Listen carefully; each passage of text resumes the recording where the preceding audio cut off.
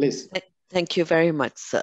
Professor Dr. Jamaluddin Jompa, Indonesian Academy of Sciences. My fellow panelists, Mr. Toshiyuki Yamasaki, Director, Ministry of Environment, Japan. Mr. Mani Muthukumara, Lead Environmental Economist, World Bank Group. Excellencies, ladies and gentlemen, a very good morning. On behalf of UNEP, I wish to express my appreciation to the Government of Indonesia, the Indonesia Academy of Sciences, the Asian Development Bank, and Clean Air Asia for inviting me to join you. I've been asked to look at how governments can integrate air quality and climate change policies in Asia. The Asia and the Pacific region is at the forefront of the triple planetary crises of climate change, pollution, loss of biodiversity. In October 2021, UNEP, SCAP, and UN Women launched a report looking at the attainability of keeping global warming within 1.5 degrees centigrade from an Asia-Pacific perspective. Some of the highlights of the report are that the greenhouse gas emissions from the region have increased by 70% in the last decade. 80% of such emissions are from the 7 G20 member countries. Emissions will keep increasing, and we look at it to an upwards. It's estimated that it would be 34.5 gigatons carbon dioxide equivalent, up from, we're starting to look at this, and it's really up from 29.6 gigatons carbon dioxide equivalent.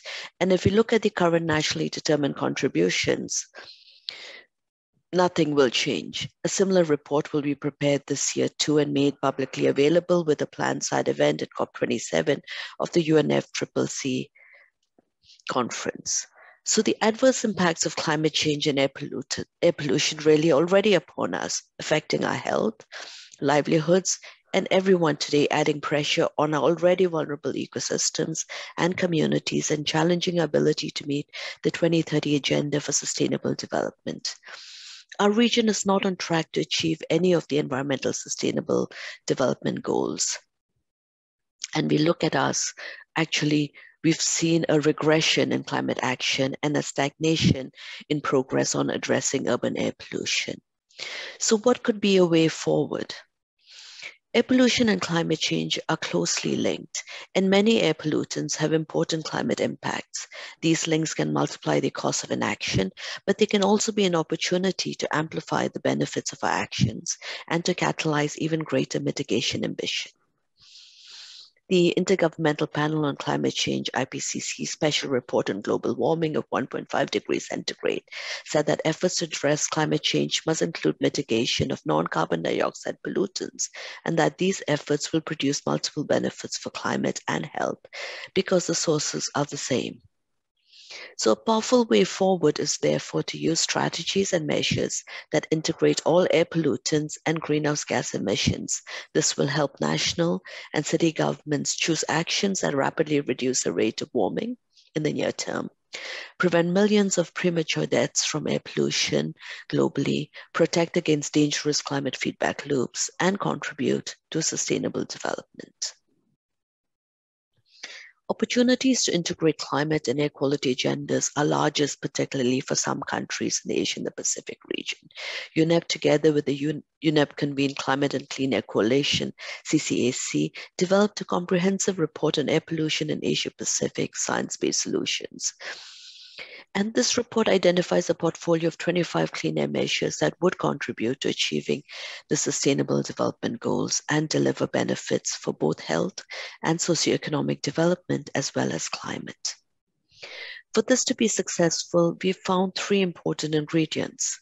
We need to understand the science behind the emissions and its sources. We need political will to act, and we need awareness among the population and public education. Robust science and integrated air pollution and climate change mitigation analysis is a critical element to move towards integrated policies. Regardless of the primary purpose of a plan, strategy, or mitigation measure, an integrated analysis will show the overall effect of mitigation measures on both climate and air quality, which allows for mutually beneficial strategies to be developed. This would ensure that climate mitigation impacts of existing national plans and policies are reflected in the nationally determined contributions, ensure their coherence towards achieving national climate goals. We need to understand and communicate the air quality and health benefits for plan mitigation actions to further strengthen support for their implementation. And we need to help identify additional mitigation measures with greatest benefits for climate change and air pollution, and those that can help slow the pace of climate change in the near term, in addition to achieving long-term temperature targets. UNEP and CCAC have supported countries using integrated analysis to demonstrate the value of integrated climate and clean air planning. In Mongolia, for instance, we were able to show that greenhouse gases, short-lived climate pollutants, and other air pollutants are emitted from the same sources, in particular coal used for heating, coal used for power generation, from transport and agriculture. Actions included in the revised NDC of Mongolia will lead to air pollution benefits in addition to climate benefits. The analysis showed that full implementation of the revised NDC will result in a 22.7% reduction in greenhouse gas emissions and 17% reduction of fine particulate matter, PM2.5 emissions by 2030. The benefits from the measures contained in the revised NDC are additional to the air pollution benefits deriving from Mongolia's air quality strategy. Of course, this is an important step towards integrated climate and clean air policies. We also need to consider strengthening institutional arrangements and to break down silos between government ministries, moving towards co-governance. China has been successful in using this co-governance approach as a key element in its fight against air pollution and to promote eco-development. I encourage participants to check a guidance document developed by the CCAC and partners, which provides a practical framework to identify, prioritize, and include mitigation measures that can increase a country's climate change mitigation ambition through actions that improve local air quality.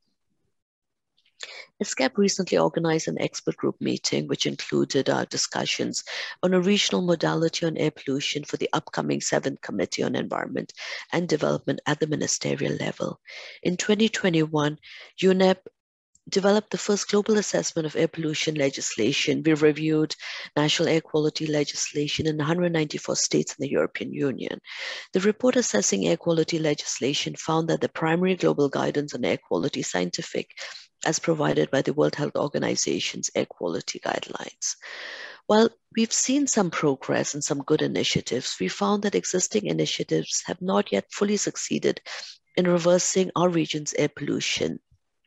And this really raises the importance of a regional modality. Overall, we found the global picture of national air quality laws, especially in our region, was one of heterogeneity. Different metrics, standards, obligations, governments, actors, different technical knowledge and approaches, different pollutants and stringency levels, undermining the control of transboundary air pollution issues.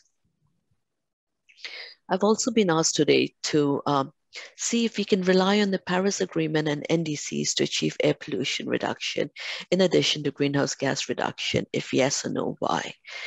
Climate action alone cannot achieve air quality goals. The most recent IPCC assessment report has clearly stated that rapid decarbonization will improve air quality, but this alone will not be sufficient to achieve the World Health Organization air quality guidelines for healthy air.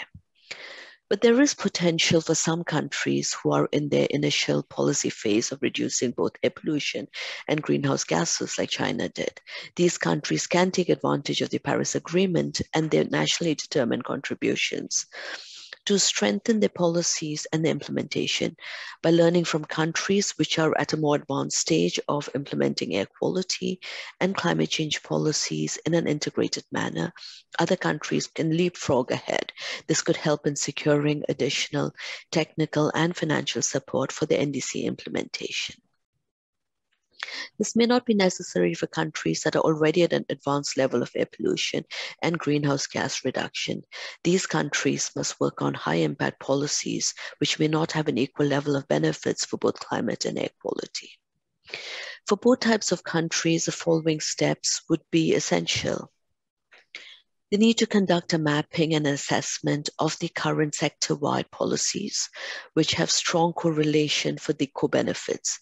They need to identify immediate and medium-term interventions, depending on the current level of policies in countries. A comprehensive analysis of cost benefit and cost of inaction would determine the priority sectors and policies for immediate and medium-term implementation. They need to strengthen the current policies, but also introduce new advanced policies with an implementation plan. They need to strengthen interministerial departmental coordination and collaboration during design and implementation of projects specifically for high impact sectors, contribution to air pollution, greenhouse gas emissions such as the transport sector. And they need to create a monitoring mechanism with a feedback system for periodic revision of upgrading of the policies. This is what the 25 clean air measures did identify in UNEP CCAC's report, and it can help implement. So implementing these measures will help us move towards achieving the WHO air quality guidelines, help 1 billion people breathe cleaner air by 2030, and reduce global warming by 1/3 degree Celsius by 2050. We're now tracking progress of implementation of these measures, encouraging more partners to support these efforts. In conclusion, no one is exempt from the impacts of both air pollution and the adverse impacts of climate change. As such, it is our collective responsibility to act now to ensure safe, clean, healthy environments for future and current generations. I thank you very much.